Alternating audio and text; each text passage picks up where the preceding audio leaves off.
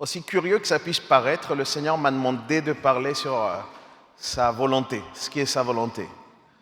Sauf que c'est un sujet que j'avais déjà traité. Quand ceux qui suivent les études bibliques, on a fait un moment sur les attributs de Dieu. Et il y avait un moment spécial sur la volonté de Dieu. Du coup, ça va vous faire un petit rappel à tous ceux qui ont été là à cette étude biblique, mais pour les autres, vous allez peut-être découvrir des facettes de ce qui est dans la volonté de Dieu que vous n'avez peut-être pas découvert jusqu'à ce jour. En tout cas, je prie pour que le Seigneur nous parle. Je crois que si le Seigneur nous a réellement libérés, c'est pour qu'on puisse accomplir sa volonté.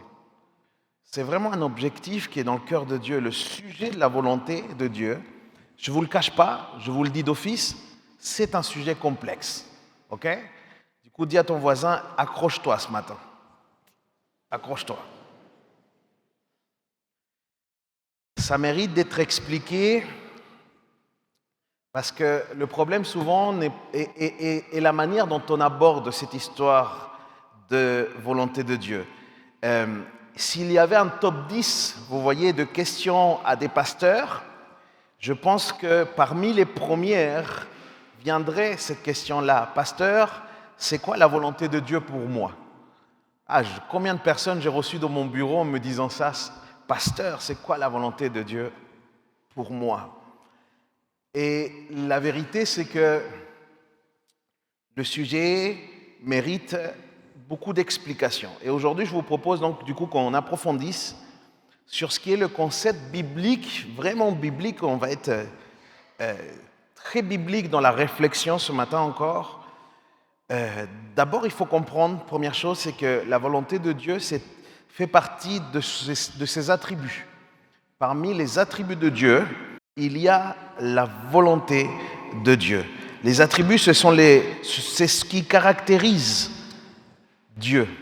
Il y a différentes facettes, si je peux dire ça comme ça, de la personnalité de Dieu, et cet ensemble décrit qui est Dieu. Et ces attributs sont en essence ce que lui-même est.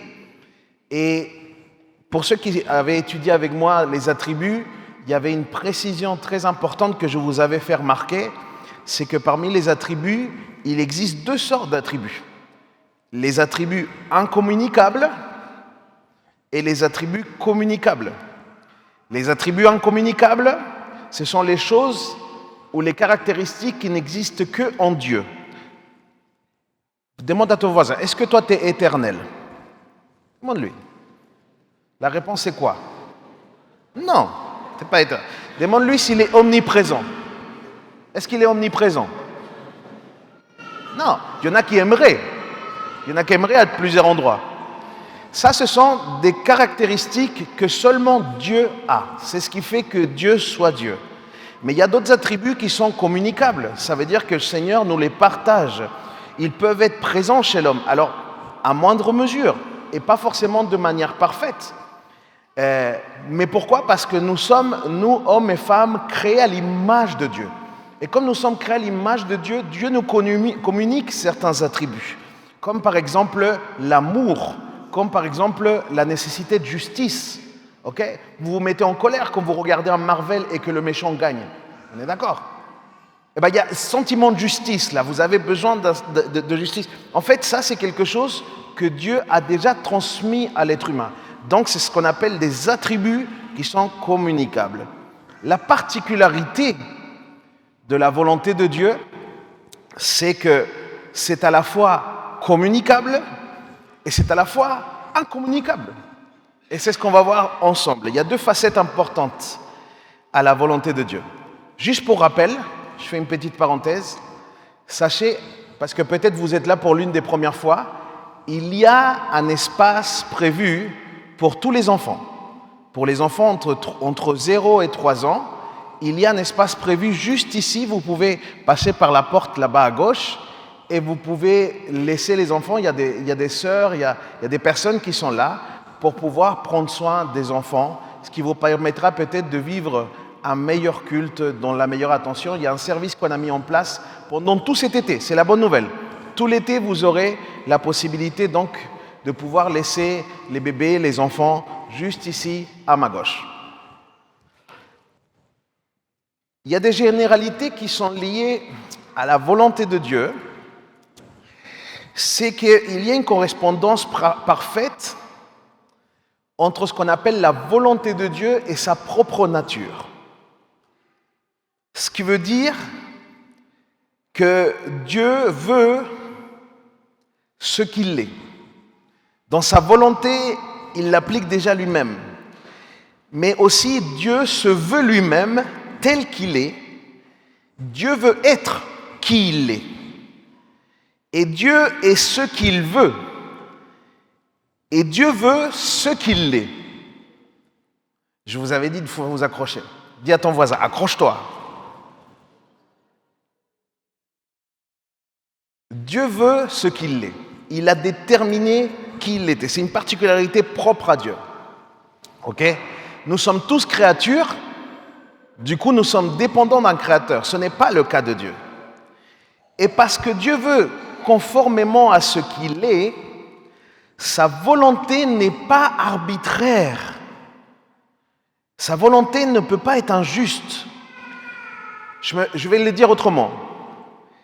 Dieu veut ce qui est sage, Dieu veut ce qui est juste, Dieu veut ce qui est bon, parce que lui-même est sage, parce que lui-même est juste et parce que lui-même est bon. La volonté de Dieu est indépendante d'une autre que lui-même. Il n'y a que Dieu qui détermine ce qui est dans sa volonté. En fait, par exemple, Dieu a voulu les créatures, non pas parce qu'il avait besoin de chacun d'entre nous, c'était pas ça, hein? Mais parce qu'en fait, il l'a voulu par lui-même.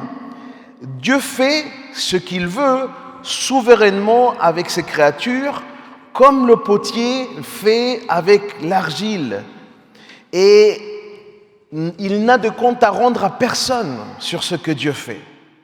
Dieu ne rend des comptes à personne.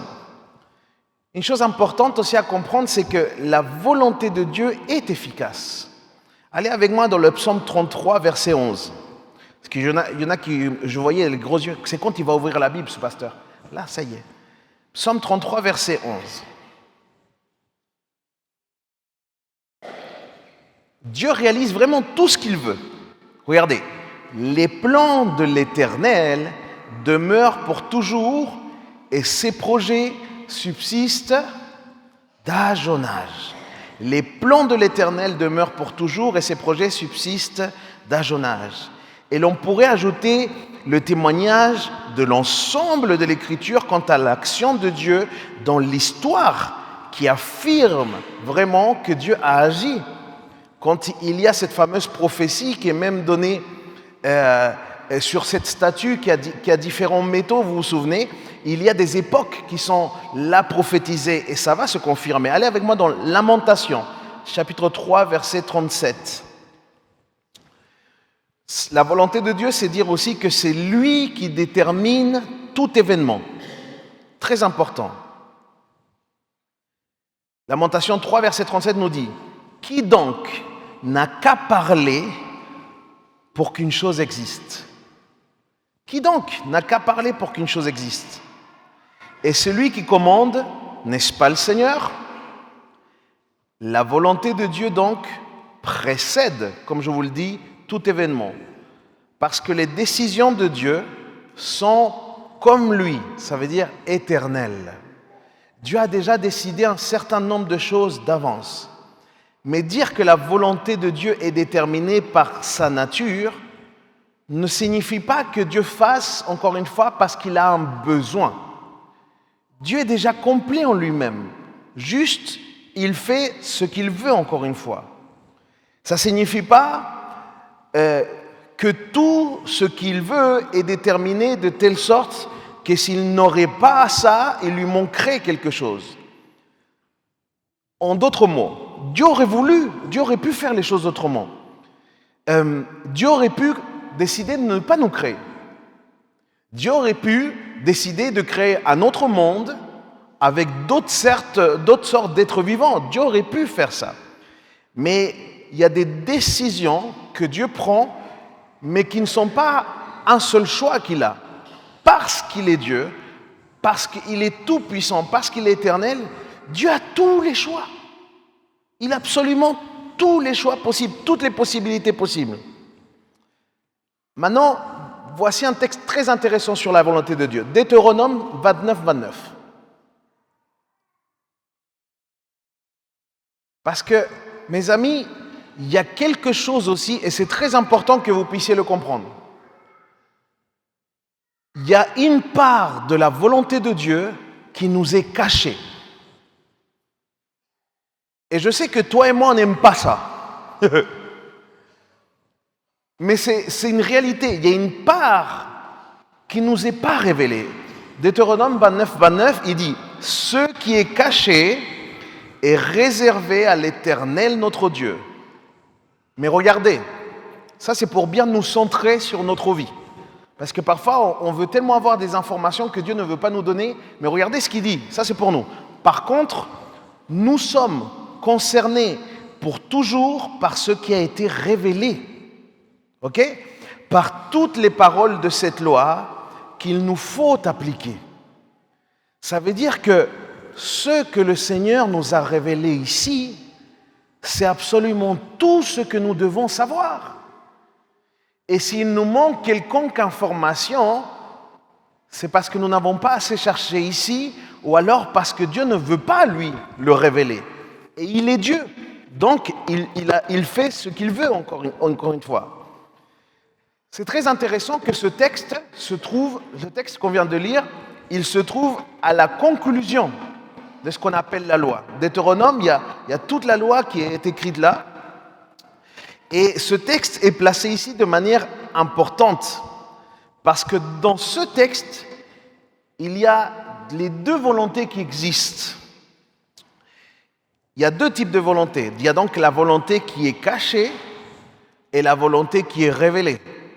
Vous êtes encore avec moi ou vous êtes décédé? Non, c'est bon, vous êtes encore vivant? Ok. Il y a la volonté, encore une fois, cachée et la volonté révélée. Luther, le réformateur, va dire quelque chose d'intéressant. Il va le dire en latin. Il va dire qu'il existe le Deus absconditus et qu'il existe de l'autre côté le Deus revelatus. Excusez mon accent, je ne suis pas latin de base. Okay? Mais il existe ces deux phases, ce qui est révélé et ce qui est caché de la part de Dieu. Et sur cette question de la volonté de Dieu, moi j'ai pu rencontrer, les amis, deux types de personnes. Quand les gens viennent me voir en me posant la question, je veux savoir la volonté de Dieu, il y a des personnes qui viennent avec un bon cœur, de manière pieuse. C'est-à-dire, ce sont des personnes qui vraiment cherchent à plaire à la volonté de Dieu, voyez-vous. Et ces personnes peuvent me poser du coup des questions, donc quelle est la volonté de Dieu parce que je veux plaire à Dieu. Mais il y a aussi d'autres, les amis. Il y a d'autres personnes qui viennent en me posant ces questions comme s'ils voulaient savoir la fin avant le début. Vous voyez ce que je veux dire? Et là, il y a quelque chose de malsain. Parce que quand tu veux savoir la fin avant le début, il y a quelque chose d'un peu voyeur dans la démarche. Il y a comme quelque chose qui du coup révèle une part du cœur. Un peu comme ceux qui peuvent consulter les voyants. Et pourquoi je vous dis ça? Il faut comprendre qu'il y a énormément de choses, encore une fois, qu'il ne nous revient pas de savoir. Il y a des choses qui sont l'affaire de Dieu. Et Dieu est assez sévère, entendez-moi bien, avec ceux qui essayent de connaître le futur au travers de toute forme d'occultisme. Mes amis, encore une fois, ce qui est caché par Dieu appartient à notre Dieu. Amen. Et c'est ce qu'on appelle la volonté cachée. Mais il y a aussi, comme on le disait, la volonté révélée. Et je pense que toi et moi, c'est ce qui nous intéresse. Et on va essayer de creuser un petit peu plus ce matin sur ça. Reconnaître sa volonté va nous garantir, c'est intéressant de connaître la volonté de Dieu parce que ça nous garantit que nous sommes vraiment guidés par lui. Allez avec moi dans Proverbe 3, versets 5 et 6, pour appuyer ce que je viens de dire. Proverbe 3, versets 5 et 6 nous dit « Ne t'appuie pas sur ton intelligence, mais de tout ton cœur, mets ta confiance dans le Seigneur. Reconnais-le dans tout ce que tu fais, et lui, il guidera tes pas.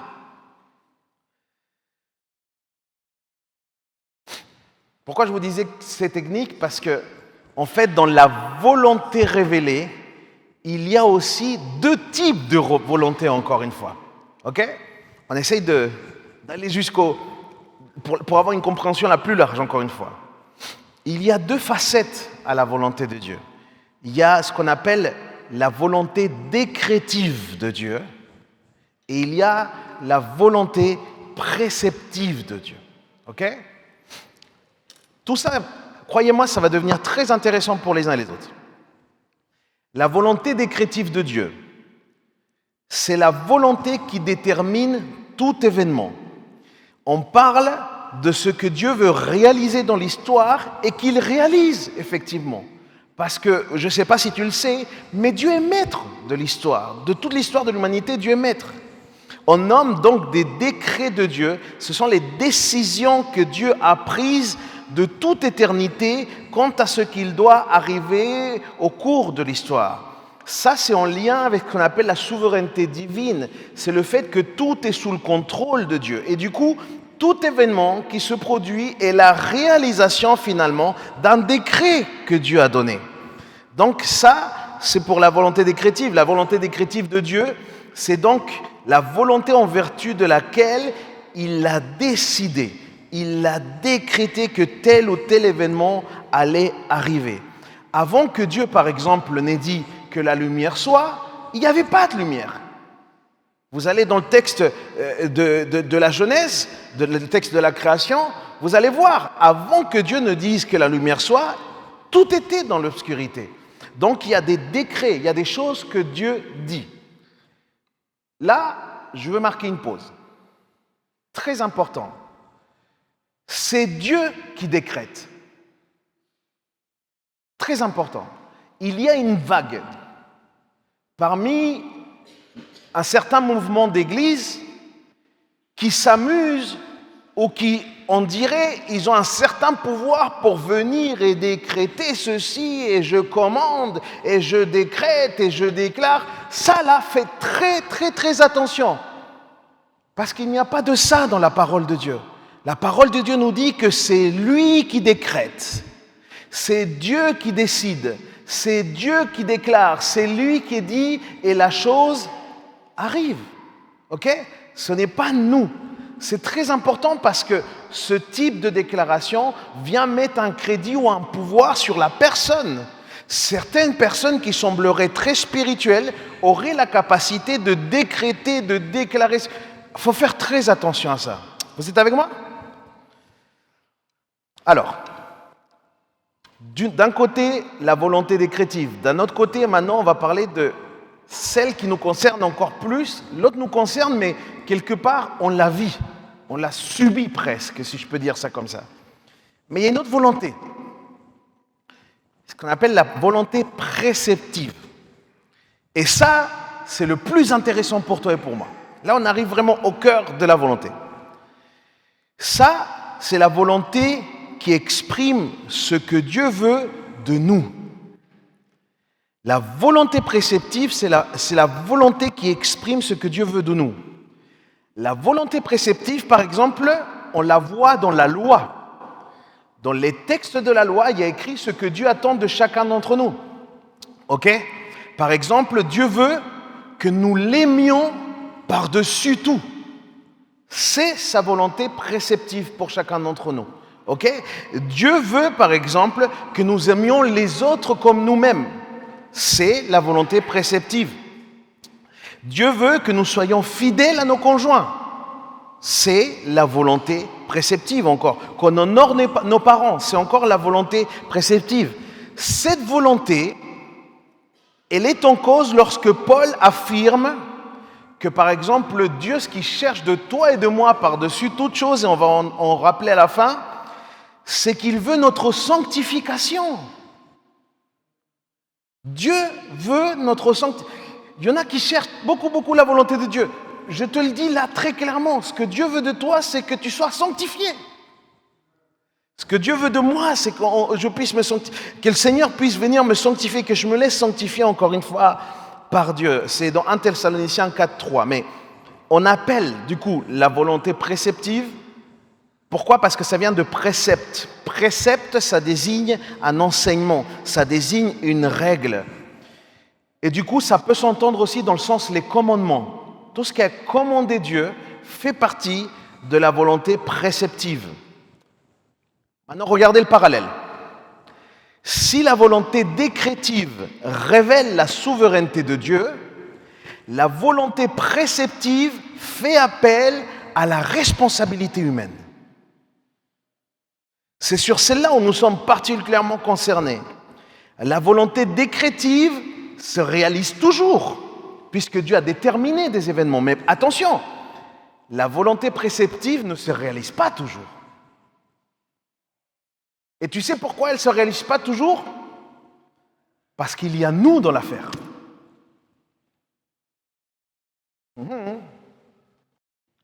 Et c'est ça le souci. Ça ne se réalise pas toujours. Parce que beaucoup de fois, toi et moi, nous désobéissons à la volonté préceptive de Dieu. Quelqu'un dise Amen, qui dise la vérité. Ok? Il n'y a que des saints aujourd'hui. Truc de fou.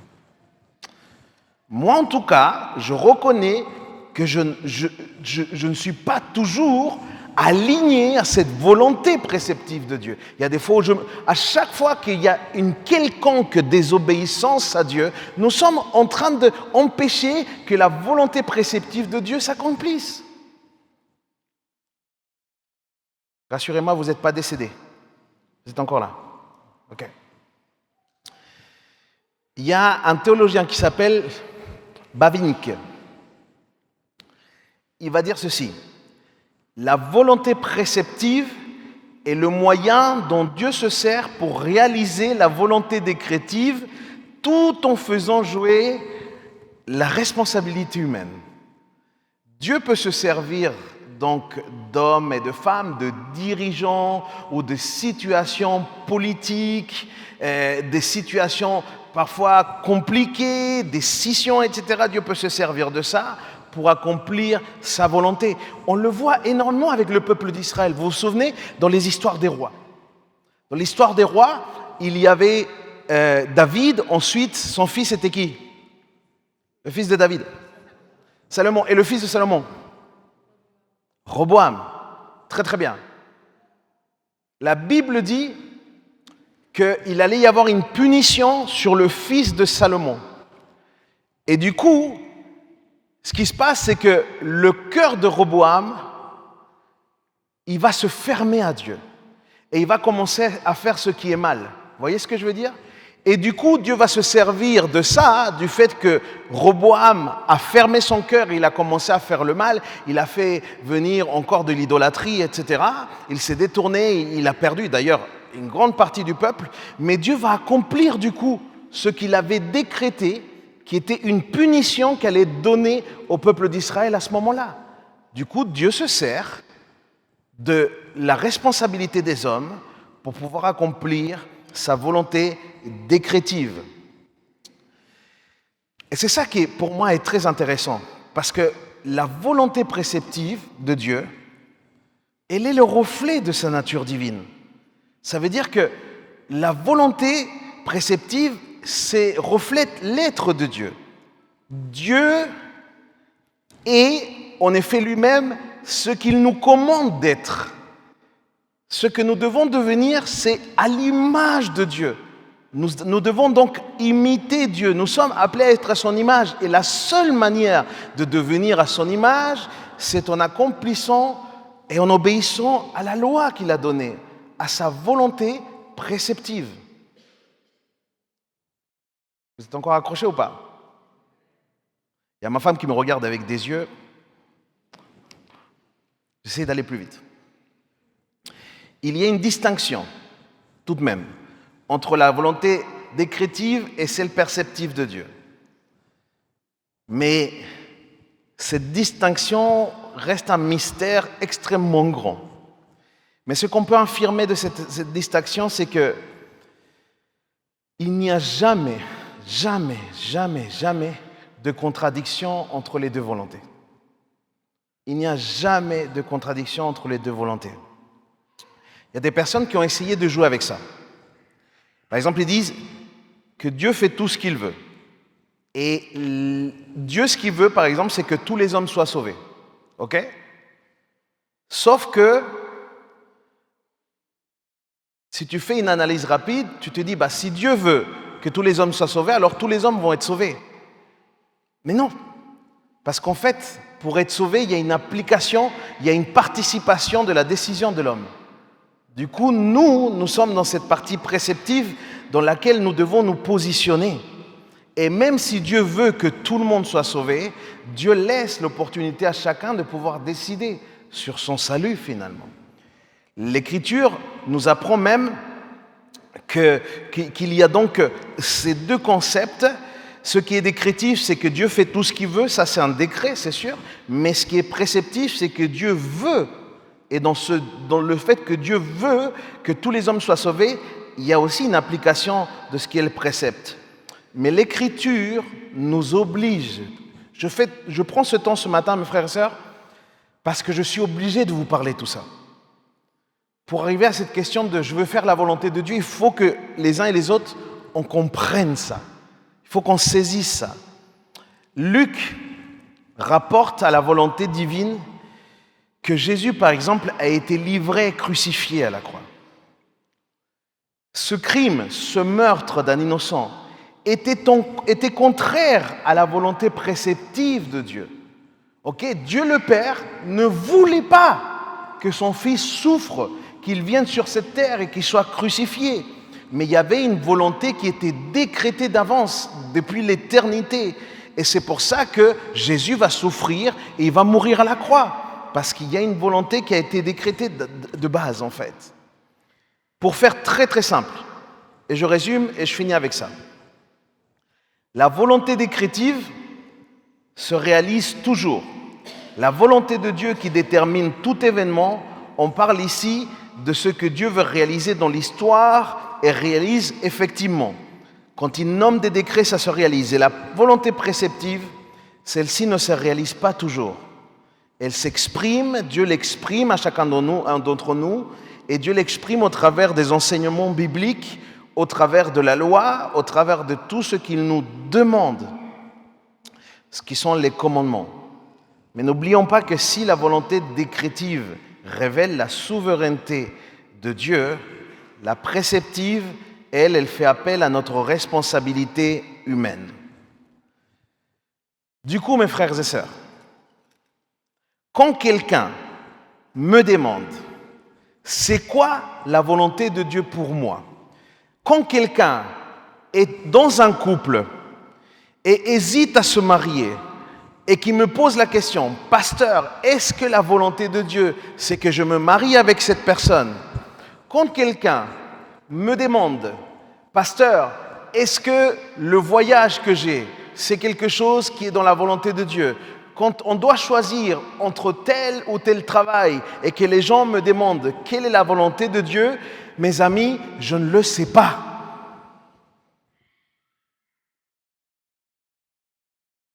En vue de tout ce que je viens de vous expliquer, je vous le dis en toute honnêteté, je ne sais pas. Par contre, je vais te dire ce que je sais. Je sais que plus tu connais la loi, plus tu connais ce qui plaît à Dieu, plus tu connais ce que Dieu attend de toi, plus tu connais ce qui est saint, plus tu connais ce qui ressemble à Dieu, plus tu connais ce qui t'approche de Dieu, mieux tu sauras prendre tes décisions.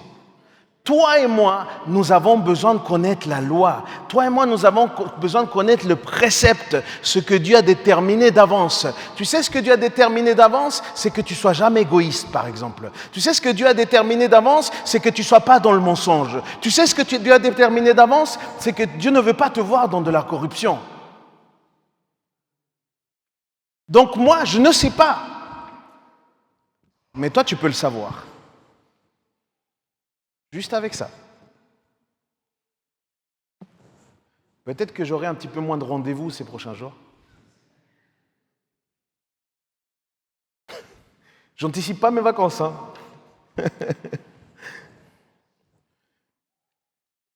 Lévitique 11, verset 44.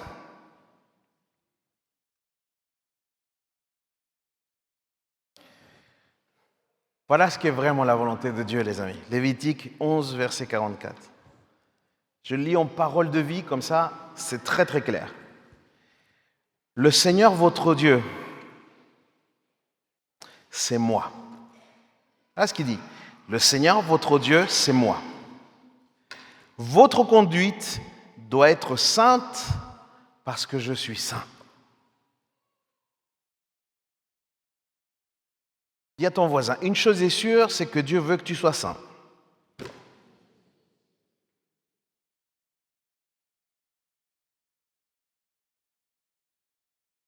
Il nous faut connaître la volonté préceptive de Dieu. Ça veut dire qu'il faut qu'on étudie ce que Dieu demande, apprendre ses principes tous les jours. Et c'est exactement ce que faisait David. Regardez le psaume 1, versets 2 à 4. Psaume 1, et Dieu dit ça à toutes ces personnes qui cherchent la volonté avec le bon cœur, avec la bonne attitude. Regardez, il dit, toute sa joie, il la met dans la loi de l'Éternel qu'il médite quand? Jour et nuit. Pourquoi? Parce qu'il prospère comme un arbre planté près des courants d'eau. Il donne toujours son fruit lorsqu'on revient la saison. Son feuillage est toujours vert et tout ce qu'il fait réussit.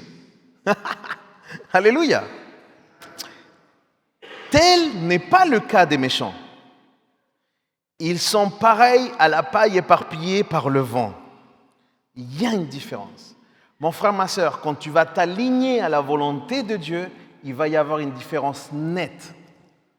Les gens vont le remarquer, autour de toi, ça se verra. Mais encore une fois, on ne peut pas savoir la volonté pratique, parce que c'est ça finalement que les gens cherchent. Les gens cherchent une volonté pratique. On ne peut pas savoir la volonté pratique de Dieu sans connaître la parole. On ne peut pas, c'est impossible, sans connaître ses principes, sans connaître sa volonté préceptive. Mais fort heureusement,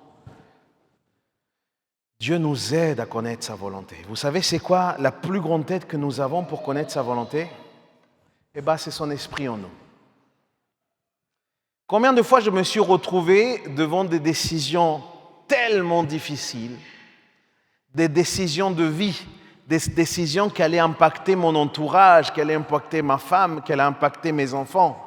Et c'était des décisions difficiles à prendre, extrêmement dures, des changements de vie radicaux.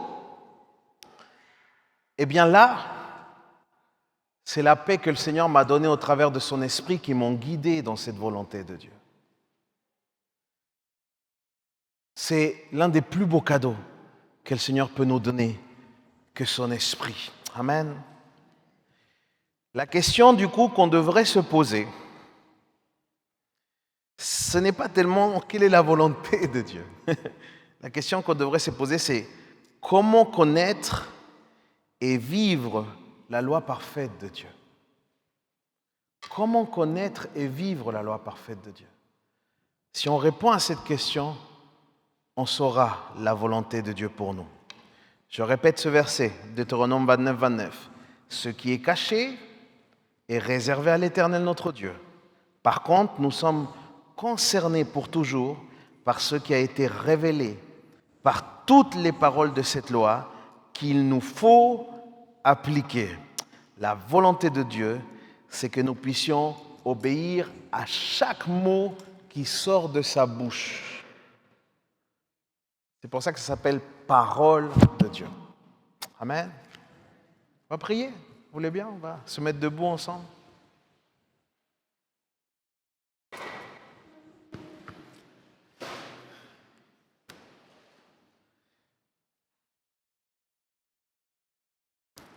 J'espère de tout cœur que le Seigneur a parlé à nos vies. J'essaie juste d'obéir à ce que Dieu me demande. Seigneur notre Dieu, Je veux d'abord te demander pardon pour toutes les fois où j'ai cherché des réponses ailleurs que dans ce que toi tu déclares, que dans ce que toi tu révèles. Seigneur, peut-être avec moi, il y a des frères et sœurs qui ont eu ce même réflexe d'essayer d'avoir des raccourcis, d'essayer de connaître des choses qui n'étaient pas un temps, qui n'étaient pas le temps de connaître ou qui ne me revenaient pas de connaître. Seigneur, nous te demandons pardon, Seigneur. Et je te prie, Seigneur, que tu permettes qu'on tombe amoureux de ta parole, Seigneur. Je te prie, Seigneur, de pouvoir saisir nos cœurs d'une faim et d'une soif de ta parole, de ta loi, de ce que toi tu as dit, Seigneur, pour chacun d'entre nous. Je te prie, Seigneur, qu'on arrête de se contenter simplement de ce que l'on écoute et qu'on commence à te chercher vraiment en esprit et en vérité. Je te prie, Seigneur, qu'on puisse valoriser le fait que tu as décidé de te révéler au travers de la parole. C'est ton choix, Seigneur. Tu as décidé de te révéler à chacun d'entre nous au travers de ta parole. Seigneur, aide-nous pour ne pas, Seigneur, basculer dans telle ou telle façon, Seigneur, de voir ou de comprendre ce qui pourrait être ta volonté. Seigneur, te connaître toi, c'est nous connaître nous-mêmes. Nous avons été faits à ton image, Seigneur. Quand on s'intéresse à qui tu es, Seigneur, on sait très bien à ce dont nous devons aspirer, Seigneur. Seigneur, je te prie pour chacune des sœurs, chacun des frères qui sont dans des décisions importantes. Seigneur, le temps de l'été sont souvent des temps dans lesquels il y a un positionnement, il y a des bascules, il y a des décisions, Seigneur, qui se prennent.